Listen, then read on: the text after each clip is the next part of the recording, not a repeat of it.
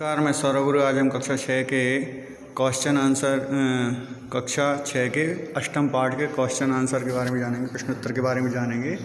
तो यहाँ पर एक पद एन के क्वेश्चन आंसर है के जलम बरसंती, मतलब कौन जल बरसाता है। तो मेघा, मेघ मतलब बादल है ना। कह देश रक्षाम करोति, तो देश की रक्षा कौन करता है। तो सैनिक, सैनिक देश की रक्षा करता है। का भोजनम पचती, भोजन को कौन पकाता है। तो माता भोजनम पचती, माता भोजन को पकाती है। का विद्या धनम ददाति, विद्या का धन अपन को कौन प्रदान करवाता है। तो पिता है ना, पिता अपन को विद्या का धन प्रदान करवाते हैं।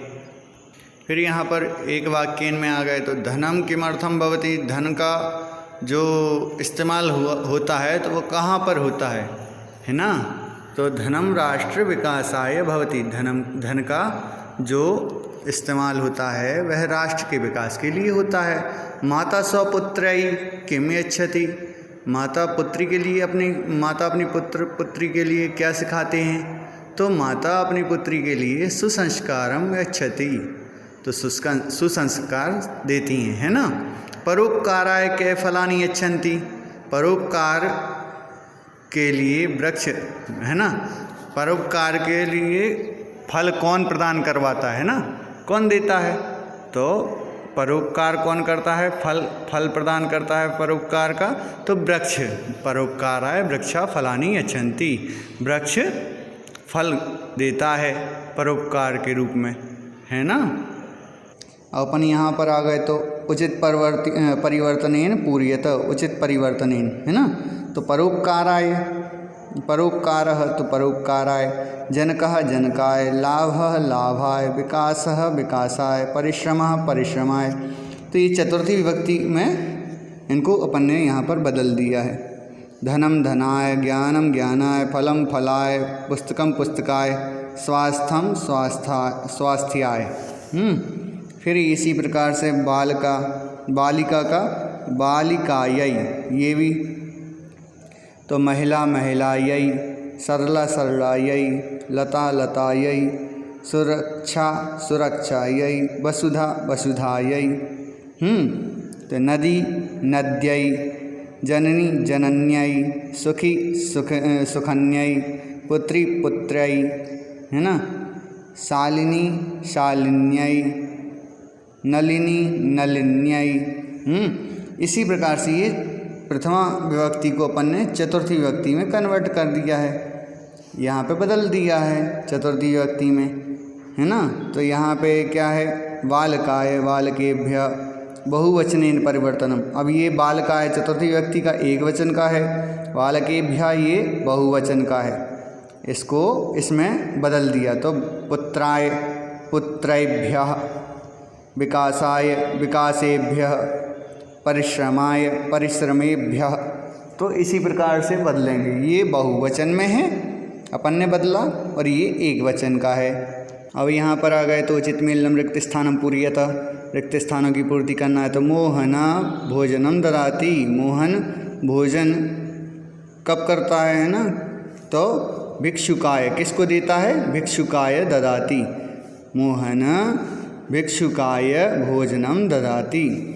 जो जिनके पास भोजन नहीं होता उनको भोजन देना सेवा होती है, जिनके पास धन नहीं होता उनको धन देना सेवा होती है, परोपकार होता है। धनम परोपकाराय भवति, धन से परोपकार होता है ना।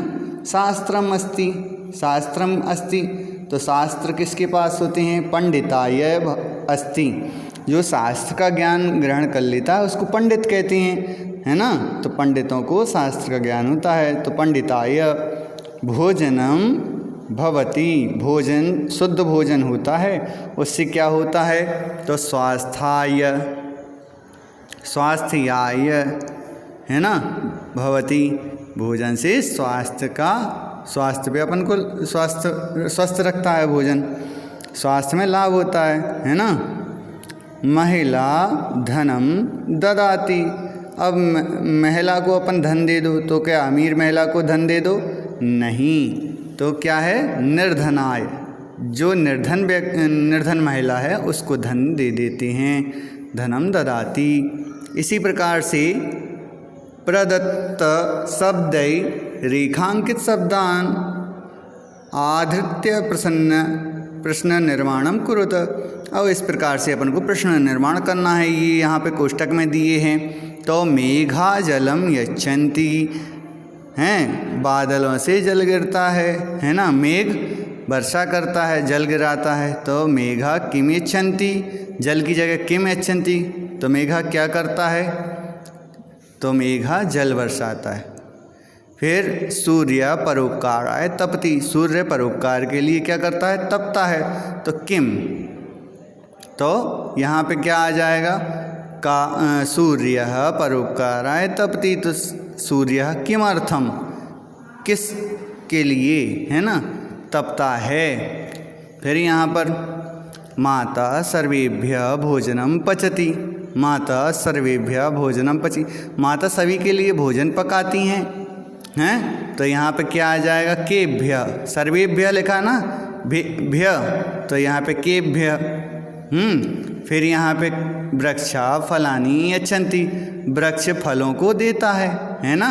यच्छन्ति, वृक्ष पर फल लगते हैं, सबको देता है ना। वृक्ष पे फल होते हैं तभी तो वो परोपकार करता है। तो यहाँ पे क्या आ जाएगा, फलानी। तो फलानी की जगह कानी, देखो पीछे का शब्द देखो आनी, तो यहाँ पे देखो आनी, तो कानी, ठीक है।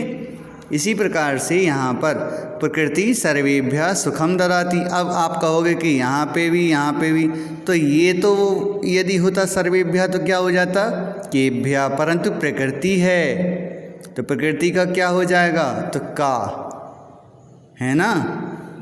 जब भी किसी शब्द का उच्चारण करते हैं अपन उसके अनुसार अपन देखते हैं कि कैसे क्वेश्चन मार्क बनता है। तो प्रकृति सर्वेभ्य सुखम ददाति, है ना।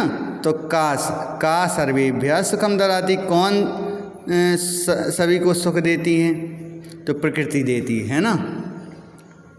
इसी प्रकार से यहाँ पे लिखा है षष्ठी विभक्त्या सह कृते शब्द से योगेन अपि चतुर्थी विभक्त्या कार्यम भवति।